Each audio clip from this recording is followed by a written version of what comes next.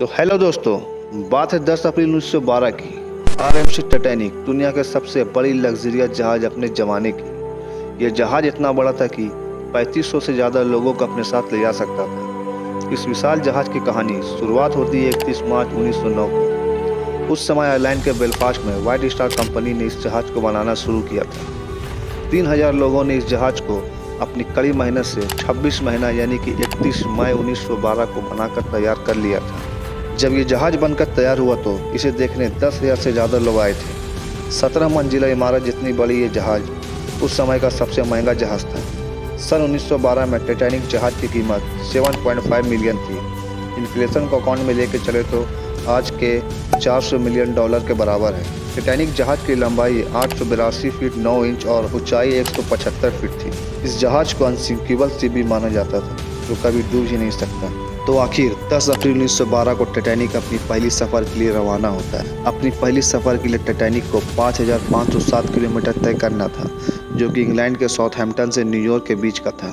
जब टाइटैनिक अपनी पहली सफ़र की शुरुआत की तो इस जहाज पर 908 क्रू मेंबर को मिलाकर कुल पैसेंजर की संख्या करीब 2223 थी, जिसके कैप्टन थे एडमंड जॉन स्मिथ। यात्रा के ठीक 2 दिन बाद टाइटैनिक को अपनी पहली आइस वार्निंग मिल जाती है, यानी कि जिस अटलांटिक ओशियन पर तैर का ये टाइटैनिक अमेरिका की ओर बढ़ रहा है, वहाँ पर आइस मौजूद है। बड़े बड़े बर्फ़ के पहाड़ मौजूद हैं, जो इस जहाज के लिए खतरा है।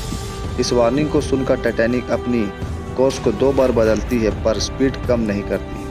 21.5 नॉट्स, जो कि 40 किलोमीटर पर आवर के बराबर होता है। इतनी ही तेज़ी से यह जहाज आगे बढ़ता रहता है अपनी लक्ष्य की ओर।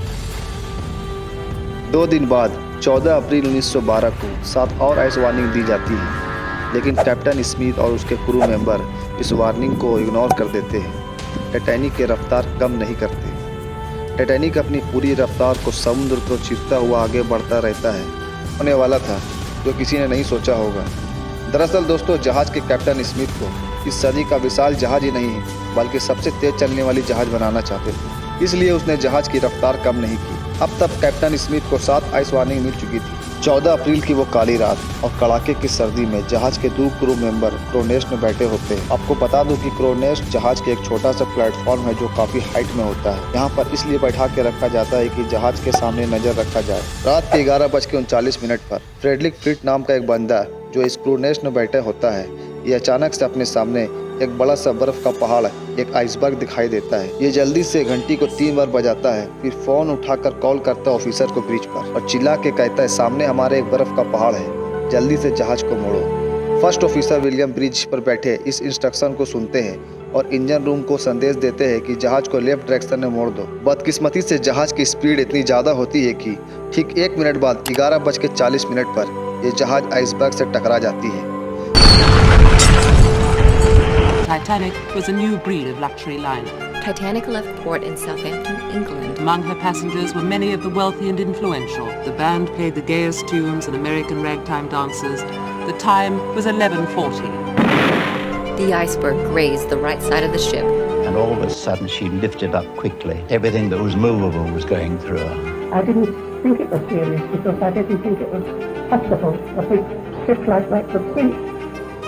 ये टकराव इतनी जोरदार थी कि शिप के आगे वाले हिस्से में डेंट पड़ जाती है, छोटे छोटे होल हो जाते हैं।